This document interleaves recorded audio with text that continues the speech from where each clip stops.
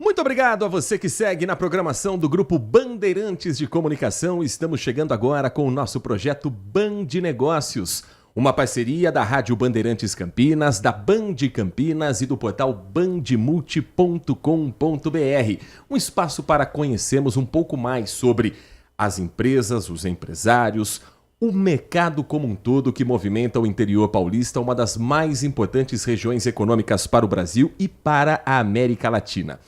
E hoje nós vamos falar sobre uma empresa conhecida não apenas no Brasil, mas em todo o mundo. Eu estou falando da Starrett, uma das maiores fabricantes de serras, ferramentas e instrumentos de medição do mundo, que iniciou a operação no Brasil em 1956, com a primeira fábrica construída na cidade de São Paulo. Mas depois, a planta industrial foi transferida para a nossa região, a cidade de Itu, onde continua até hoje e onde completa mais de 50 anos? 50 anos? Vamos tirar a dúvida com quem conhece de perto a empresa, porque o nosso convidado, a quem agradecemos pela atenção com o nosso ouvinte, com o nosso espectador, é o Christian Artsen, presidente da Starrett do Brasil. Christian, muito bom dia, é um prazer recebê-lo aqui nos nossos estúdios. Bom dia, prazer todo meu, Heitor e equipe, prazer estar aqui. São 5 décadas aqui na região já de Starrett? Pois é uma longa história que, na verdade, nós estamos fazendo esse ano 145 anos de mundo. A empresa foi fundada em 1880, então é um ano muito festivo aí para nós, né? Foi fundada em 1880 nos Estados Unidos, ela veio, como você disse, aqui para o Brasil em 56, então ano que vem são 70 anos de Brasil. E esse ano são 50 anos da região de Itu. Fábricas no mundo são 9, 6 nos Estados Unidos, uma na Escócia, uma na China e no Brasil, na cidade de Itu. Claro que isso foi uma decisão que veio antes do Christian ser presidente da Starrett. Mas o que levou uma empresa multinacional a entender que o interior de São Paulo era o melhor lugar para montar uma grande fábrica e até hoje permanecer aqui em Itu e aqui na região? A fábrica, quando ela veio para Itu em 75, era uma fábrica de serras e desde então a gente teve várias ampliações da estrutura fabril. A maior ampliação aconteceu na Covid, né? Então a Covid foi um momento para todos nós, né? Um momento muito difícil e tal, mas para algumas coisas ela veio para o bem.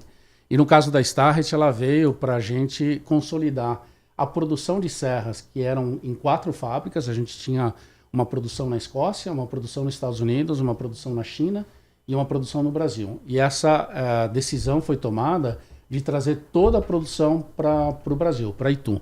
Então hoje a gente tem muito orgulho, claro que não podia ser outro lugar, de ter a maior fábrica de serras do mundo. E eu falo isso com a boca cheia, e claro que não podia ser outro lugar do que Itu, né? Tudo grande, né? O maior do mundo, né? Então, de fato, hoje nós somos a maior fábrica do mundo de serras, nós fabricamos serras para o grupo Starrett e a gente vende hoje no mundo inteiro o produto produzido aqui na nossa planta de Itu.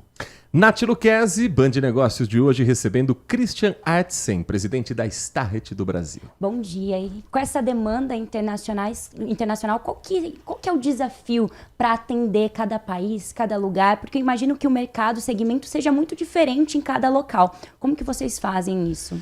A gente tem um trabalho forte na nossa área de marketing, né? Tem, sem dúvida nenhuma, uma questão muito grande de embalagem, de especificação de produto. Hoje em dia, o mercado europeu é um mercado muito exigente, por exemplo, na área de ESG. Então, a gente tem que ter... nós retiramos todos os plásticos das nossas embalagens. Então, hoje, as nossas embalagens elas são todas de papel reciclável, cartão, cartolina reciclável. Então, existe um trabalho muito grande da área de marketing, né? Eu estive recentemente, há um mês atrás, na Austrália, na Nova Zelândia e na China, e eu fiz um selfiezinho, um vídeo, né? E eu estava numa lojinha de ferramentas em Auckland, na Nova Zelândia, e peguei uma serrinha copo fabricada em Itu. Eu falei, olha que orgulho da gente pensar que um produto fabricado em Itu, aqui no nosso interior paulista, está lá em Auckland, na Nova Zelândia. Eu fiz a mesma coisa, um filminho de um distribuidor nosso na China, né? Quer dizer, a gente conseguir vender, a gente sempre fala o produto chinês, preço, como competir, não dá para competir, o chinês. A gente vende uma quantidade enorme de serras é um mercado muito importante para nós na China. Então a gente concorre com o chinês na China.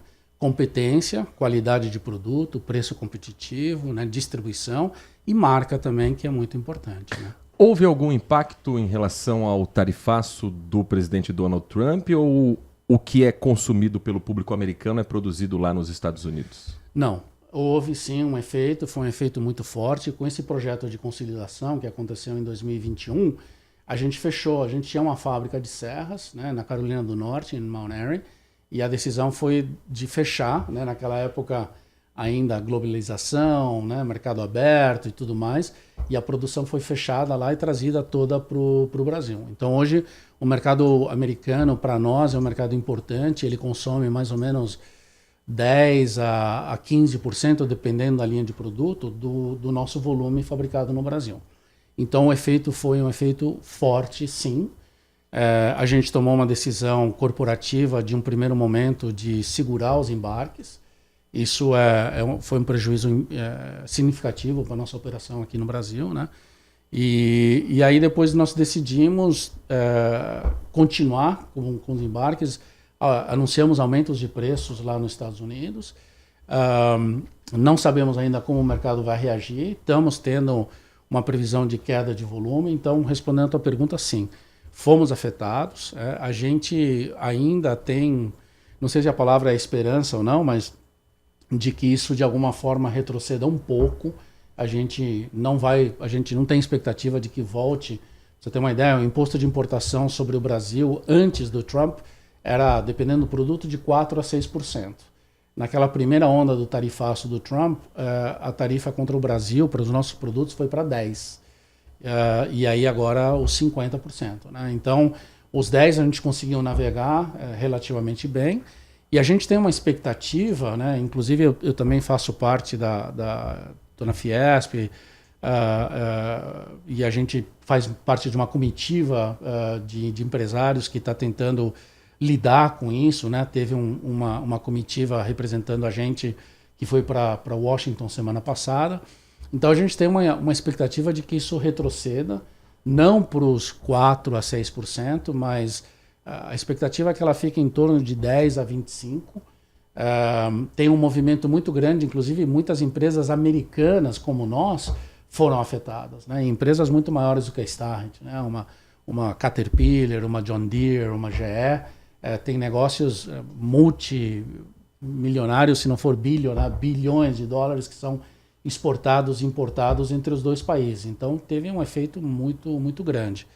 Então, se é esperança mais do que realidade ou não, mas existe uma esperança de que esse 50% retroceda até o final do ano em um patamar, se seja, por exemplo, os 25%, que é o que está sendo cobrado para a Europa. Mas tem afetado o negócio, sim, e a gente gostaria de acreditar que até o final do ano a gente tem algum retrocesso, né, dessa tarifa de 50%, que não dá para viver com 50%. Nath Lucchesi, estamos conversando com Christian Atzen, presidente da Starrett do Brasil, aqui no nosso Band Negócios de hoje. E é bem sensível porque acaba respingando em outras camadas, como, por exemplo, a geração de empregos. É uma empresa multinacional gigantesca que gera muitos empregos. Como que vocês se prepararam para isso? Eu sei que vocês são uma marca que preza muito pelo colaborador, tanto que tem colaboradores com mais de 30 anos de empresa. Como que vocês se prepararam para esse momento? Então, a gente, assim, não é tão fácil, né? Mas a gente está dando um foco muito grande em outros mercados. Então, eu falo para a turma, nesse momento, né? E desde eu sou presidente da empresa já há 7 anos, passamos pela Covid, né? E mesmo sem Covid tem tantas outras coisas que tem acontecido. Então, assim, é difícil prever, é difícil trabalhar com forecasts e previsões e tal. A gente tem que dançar conforme a música e nós temos que ser ágeis. Então, eu tenho cobrado isso muito da equipe, da gente ser ágeis. Então, a gente está com um trabalho muito agressivo para outros mercados. O mercado asiático, a China, a gente tem uma presença muito importante em algumas linhas de produtos, mas outras não. O Sudeste Asiático é uma região que a gente tem uma presença relativamente pequena. Então, a gente está botando um foco muito grande nisso. E tem mercados aqui na América Latina que têm tido anos ruins, né? A Argentina, por exemplo, está se recuperando. Então a gente está botando um foco muito grande na Argentina. E dançar conforme a música, né? Até agora nós não tivemos que tomar nenhuma atitude mais drástica, inclusive pelo contrário, estou com bastantes vagas abertas. Que bom. Estamos até com uma certa dificuldade de contratação de pessoas, né? Então eu diria que pelo menos pelo que nós estamos crescendo no Brasil, mesmo no momento né, que está meio turbulento, para dizer o mínimo, né? E o mundo também passando por um momento turbulento, graças à nossa equipe, nós estamos crescendo, né? Estamos vendendo Serra Copo em Auckland, na Nova Zelândia, e assim tem outros mercados que a gente tem um potencial para crescer. Então, eu sempre digo para a equipe que a gente tem que ver o copo meio cheio e o meio vazio a gente vai ter que dançar conforme a música. Temos essa expectativa de que essa tarifa vai ceder em algum momento. Tem um processo, inclusive, né, nos Estados Unidos, judicial contra esse tarifaço do Trump. Tem uma senadora que, inclusive, moveu uma ação específica contra a ação dele contra o Brasil, né, porque nós somos né, nós somos deficitários, quer dizer, eles compram mais, nós vendemos, aliás, desculpa, nós compramos mais do que vendemos para eles, né? E a tarifa média brasileira é menor do que a tarifa média americana, antes do tarifaço, né? Então, assim, não tem uma razão para ele ter se focado tanto no Brasil, além da questão política que a gente sabe, né? Mas economicamente não tem uma razão por ele ter feito o que ele fez com o Brasil. Então, eu tenho uma expectativa, uma esperança, que é a última que morre, de que isso vá se reverter. Mas, enquanto isso, estamos focando em outras áreas, estamos crescendo, como eu disse, estamos contratando, então eu vejo ainda o copo meio cheio. Hoje recebendo nos nossos estúdios, aqui no Complexo de Comunicação João Jorge Saadia, em Campinas, o Christian Adsen, presidente da Starret Brasil. Christian, nós falávamos anteriormente a respeito de vagas abertas, oportunidades de mercado e muitas vezes dificuldades da empresa para conseguir preencher essas vagas. Como é que funciona o processo de preparação para quem vai lidar com trabalho de metalurgia e de outras atividades que estão diretamente relacionadas à Starret? E hoje qual é a principal dificuldade para conseguir profissionais que já cheguem prontos para essas atividades? O que está acontecendo já há um tempo, a região de Itu, né, como o interior de São Paulo, vem num movimento bastante grande de crescimento. Claro que algumas regiões um pouco mais, um pouco menos, mas a região de Itu tem crescido muito. Tem um projeto grande, né, da Cacau Show, que vai fazer aquele parque, então aquilo está consumindo, e outras empresas que têm vindo para a região, porque ali a gente está muito bem localizado, né? Tem a Castelo Branco por um lado e depois a Bandeirantes em Anhanguera pelo outro, a gente fica quase que equidistante ali das duas, então é uma região que é bem atrativa, perto de Viracopos e tal, tem tido um crescimento grande. Mas a nossa dificuldade grande está sendo um pouco no que está acontecendo com os jovens de hoje. Os jovens de hoje, o trabalho de chão de fábrica acaba sendo menos atrativo. Então todo mundo quer trabalhar no Airbnb, no Uber, atrás de um computador, numa startup, né, nessa parte de TI, de tecnologia. E o que faltam para nós são operadores de máquinas e gente para trabalhar na fábrica. Nós temos muitos projetos de automação também, que, né, obviamente requer programação e CNCs e tudo mais, mas existe um trabalho de chão de fábrica que tem que ser feito, né? Outro dia li uma notícia muito triste, né, de que algumas escolas do Senai estão fechando por falta de alunos, né? Então, e o Senai, que é uma organização, nossa, tão séria, tão elogiada e tão comentada no mundo inteiro, a gente tem uma estrutura do 5S, né, do SESI, Senai, tão bom, né, e infelizmente o jovem sente menos atração para esse tipo de atividade. Então a gente sente uma dificuldade de contratação de gente para trabalhar no chão da fábrica, né? Atividades mais de escritório, de marketing e tal, ela é menos difícil. Também é difícil, não é fácil contratar bons funcionários, né? E uma outra coisa que está mudando muito é a cultura que a gente tinha, que como você comentou, né, que a gente tem funcionários com mais de 20, 30 anos de casa. Hoje em dia o jovem pensa de forma diferente, né? Ele quer ter outras experiências, quer mudar de emprego, muitas vezes muda de emprego. Recentemente eu gosto de conversar com todos os funcionários que saem da empresa, né? E eu faço questão de entender um pouco, né, o raciocínio. E muitas vezes, né, na minha geração era, não, salário maior ou tal, porque eu vou... E hoje em dia não é. Não, eu estou indo numa startup, eu não vou ganhar nada, mas se vender, aí depois eu vou ganhar tanto e tal. Então, às vezes o que move o jovem para procurar um outro emprego não é mais como era antigamente, que é o salário, benefício, trabalhar por uma boa empresa, multinacional, tal e tal. Então, é um desafio grande que a gente tem com o RH de contratação e depois de retenção de talentos, né? Então, eu diria que essas duas áreas e chão de fábrica, para nós, está sendo a nossa maior dificuldade hoje. A gente vive numa era onde há os influenciadores digitais, onde há os coaches, onde há todo um discurso, às vezes até um tanto agressivo, de empreenda, seja você seu próprio negócio.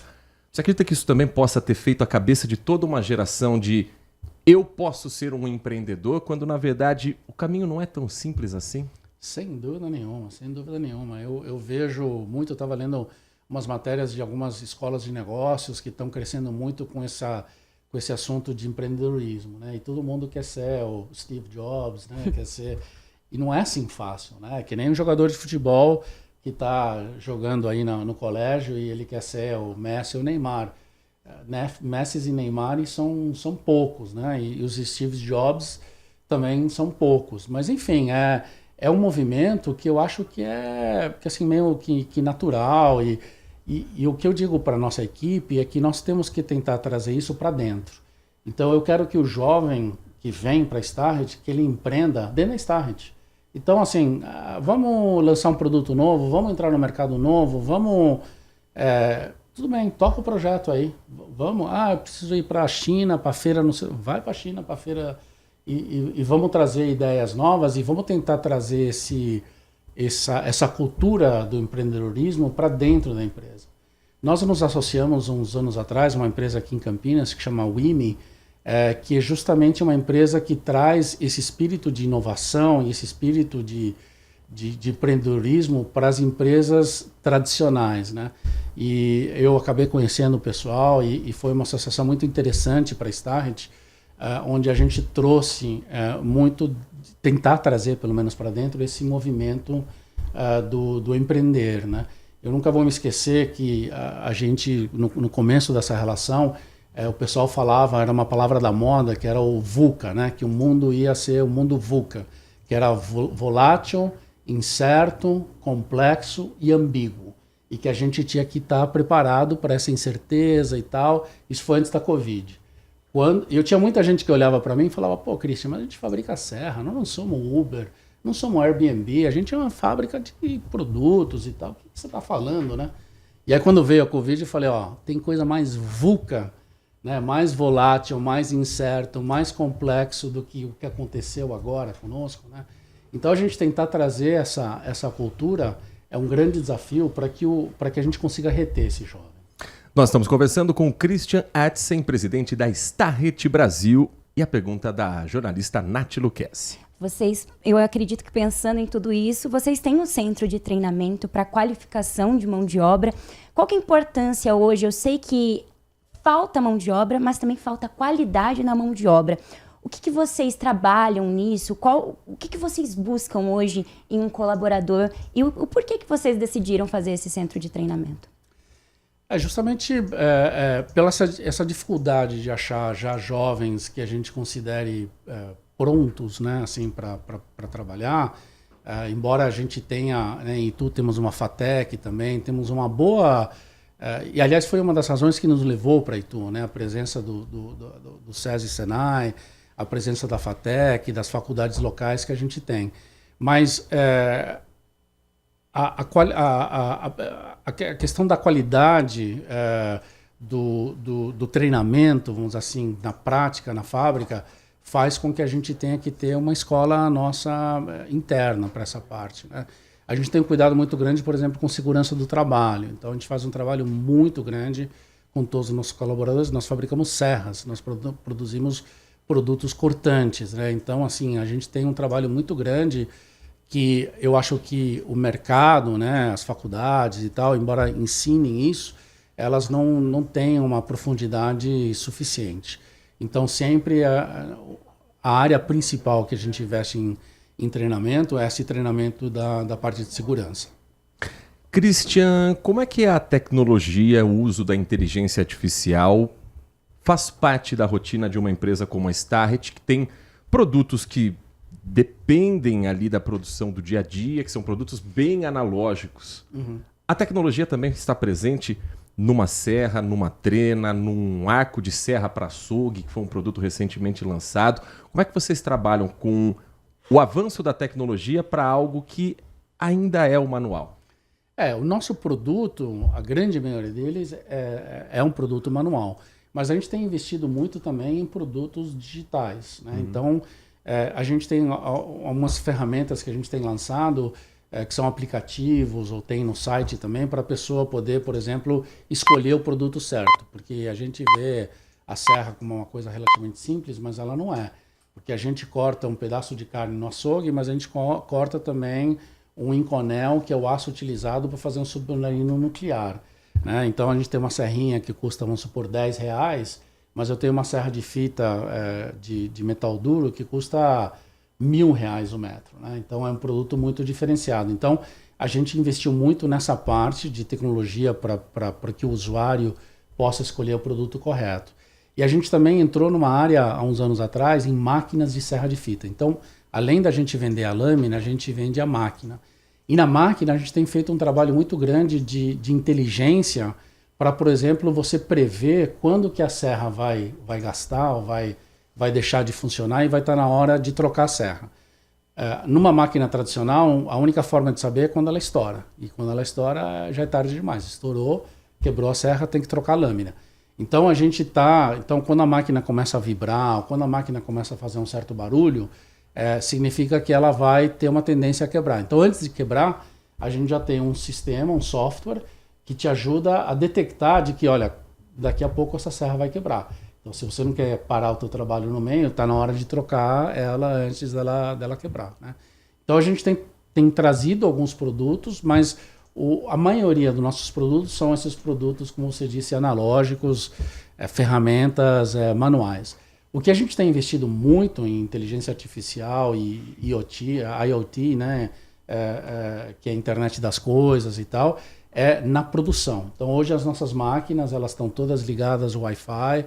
Então, a parte nossa, por exemplo, de manutenção preventiva, a internet, a gente saber onde está o gargalo numa linha de produção, se era máquina A, B ou C.